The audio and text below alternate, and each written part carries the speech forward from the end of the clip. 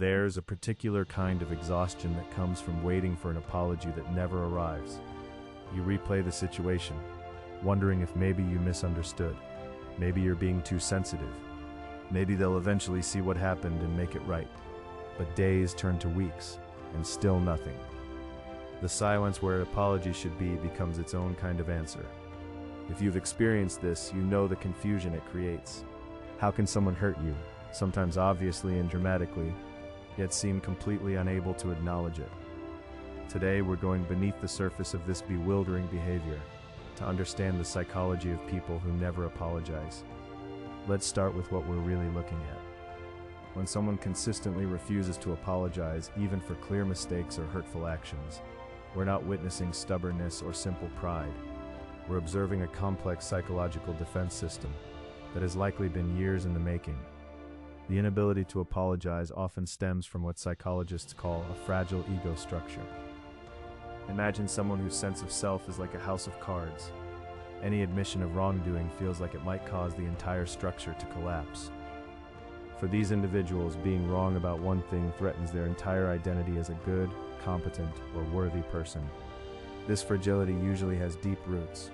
Many people who struggle with apologies grew up in environments where mistakes were met with disproportionate shame, criticism, or emotional withdrawal. They learned early that being wrong equated to being bad, unlovable, or unsafe. The child's mind, in its wisdom, created a defense. Never be wrong, and you'll never be in danger. Carl Jung wrote about the shadow, those parts of ourselves we cannot bear to acknowledge. For someone who never apologizes, the shadow contains their capacity for error, harm, and imperfection. Split off these natural human qualities and projected them onto others. In their internal world, they are always the victim, the misunderstood one who was provoked into reaction. This creates what we might call the accountability gap, where you see clear cause and effect. They said something hurtful, you were hurt. They see a complex narrative where circumstances, other people's actions, or your own sensitivity are to blame. They're not consciously lying or manipulating, though the effect can feel manipulative. They're protecting themselves from a psychological experience that feels genuinely threatening. Consider Marcus, who snapped at his wife Sarah when she reminded him about their dinner plans. Instead of apologizing for his harsh tone, he focused on how stressed he was at work, how she should have known he was overwhelmed, how her timing was poor. Marcus isn't consciously avoiding responsibility. His mind automatically redirects away from the painful acknowledgement of having hurt someone he loves. Or think about Elena, who promised to help her friend move, but canceled last minute for a social event. When confronted, she emphasized how rare it was for this other group to invite her, how her friend could get other help, how inflexible her friend was being about the timing. Elena's psyche cannot tolerate the simple reality.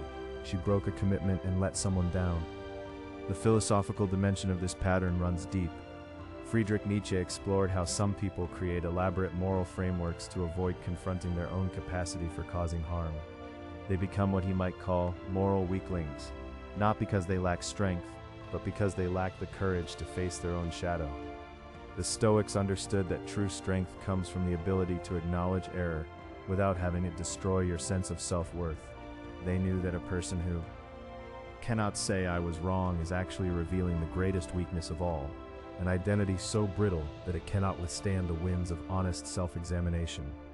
What makes this pattern particularly painful for those around them is the gaslighting effect it creates. When someone consistently refuses to acknowledge obvious wrongs, it makes you question your own perception. You begin to wonder if you're oversensitive, if you're remembering things correctly, if maybe you are the problem. This is where understanding becomes protection. When you recognize that their inability to apologize is about their psychological limitations, not about the objective reality of what occurred, you can stop taking their defensiveness as evidence that you're wrong.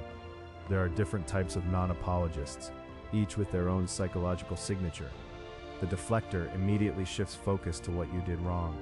The minimizer acknowledges something happened, but insists you're overreacting. The circumstantial blamer creates elaborate explanations for why external factors made their behavior inevitable. The counterattacker responds to requests for apology with accusations about your character or past mistakes. Understanding these patterns helps you recognize that you're not dealing with someone who simply disagrees with your perspective. You're dealing with someone whose psychological architecture makes genuine accountability feel impossible. But here's what's crucial to understand. This doesn't make them evil or unredeemable. It makes them wounded in a very specific way. Behind the defensiveness and blame shifting is often a person carrying enormous shame and self-criticism. They may be harder on themselves internally than they ever are on others, but this self-attack remains hidden, even from their own conscious awareness. The tragedy is that their very attempt to protect themselves from shame creates more shame. They know on some level that their behavior damages relationships. They feel the distance it creates, the frustration in others' eyes, the slow erosion of trust. But the more they sense this damage, the more dangerous it feels to acknowledge wrongdoing, creating a vicious cycle. So how do you protect yourself while maintaining your compassion? Stop waiting for the apology. This doesn't mean you excuse their behavior, but you release yourself from the prison of expecting them to provide the closure you need. You can acknowledge the hurt and process it without their participation. Second, become very clear about your boundaries. You can say things like, "I need you to know that your words hurt me, and I'll be taking some space to process this," without requiring them to agree or apologize. You're stating your reality and taking care of yourself. Third, document your own experience. When someone consistently avoids accountability, it's easy to lose trust in your own perceptions. Write down what happened, how it affected you, and what you needed. This isn't about building a case against them. It's about maintaining your connection to your own truth.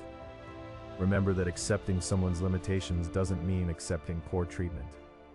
You can understand why someone struggles with apologies while still maintaining standards for how you want to be treated.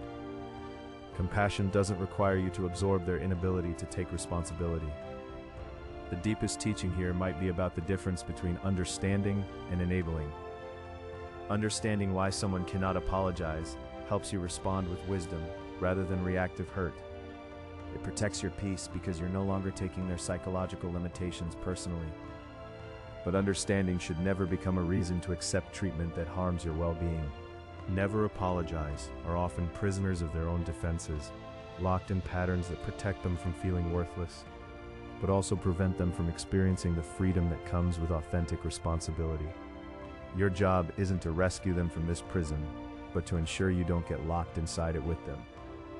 The next time you find yourself waiting for an apology that may never come, remember their inability to say sorry says nothing about your worth and everything about their wounds. Protect your peace accordingly. If this resonated with you, consider what boundaries might serve you in these relationships. And remember, understanding someone's psychology is the first step toward protecting your own.